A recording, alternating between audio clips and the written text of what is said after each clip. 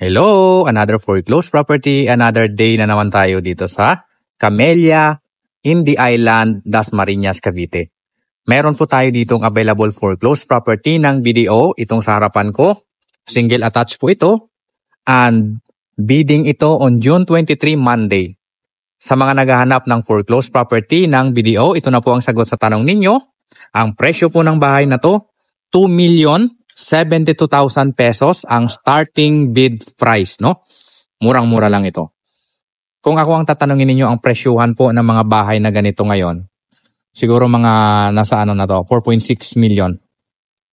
Pero ang foreclosed property, ang starting bid price lang nila is 2,072,000 pesos lang.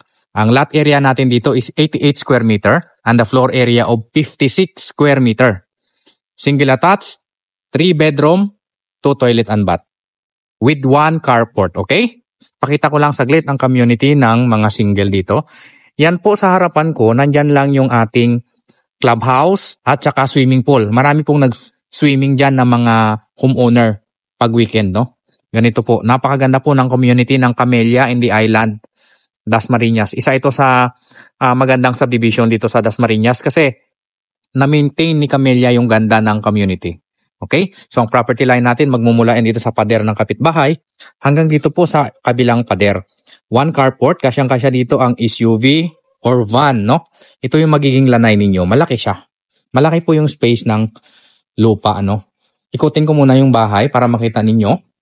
Dito sa gilid, may space pa kayo. Pwede kayo magparada dito ng motor or e-bike ninyo, okay? Ito yung likuran, hanggang dito pa yung property ninyo sa kanto, hanggang doon po. So malaki po ito, pwede nyo siyang gawing service area at saka dirty kitchen, no? Pwede nyo ring i-extend yung bahay kung gusto nyo pong palakihin hanggang sa property line ninyo para lumaki yung bahay. Kasi ang floor area natin is 56 square meter. At isa sa maganda dito, dahil meron ng improvement ang bahay na ito, meron ng tiles yung property sa ground floor, okay? Pwede na tirahan. Pagpasok natin, ganito po yung itsura. Ito yung sinasabi ko sa inyo. Meron ng tiles yung bahay. Ito yung magiging living area ninyo. At dito pwede nyo ilagay yung dining or dito rin. Depende po yan sa inyo. Medyo luma lang yung ating countertop. Ayan. Binakbak yung tiles. Kayo na yung bahalang magpaganda. Repaint. Palitan nyo na lang din ito, no? Konti lang magagastos nyo ito kasi minimal na lang yung papagawa ninyo. Ito yung kwarto dito sa baba. Maliit lang siya. Maliit na kwarto dito sa baba. Yung mga ceiling natin, wala pong tagas ng tubig ito, okay? Ito yung toilet and bath sa ground floor. Yan. So kung gusto nyo siyang hilamusan, kayo na yung bahalang magpaganda. Nakyatin naman natin ang second floor. Ang hagdanan natin, solid hanggang dito lang siya.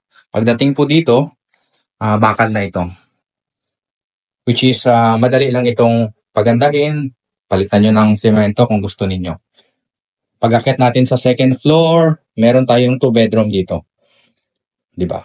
Naka-tiles na rin yan. Unahin ko muna yung toilet and bath. Ito yung itsura. Since as is where is, dahil foreclosed property ito, pagandahin nyo na lang. Kayo na yung bahalang magpaganda. Ito yung bedroom number 2 dito sa taas. Kasya naman dito ang full size na kama. Or kung gusto nyo po, single bed naman, pwede naman, no? May sira lang yung pisami nito. Ayan. May cabinet na rin siya. Ito yung sinasabi ko sa inyo na pwede nyong extend dito sa taas kung may budget kayo, no? At ito yung isang kwarto, yung pangatlo or the master. May cabinet na rin. Naka-tiles na rin yung flooring. So, minimal na lang yung ipapayos nyo dito. Pwede nang tirahan yung bahay, no? May sira lang ito, ayan.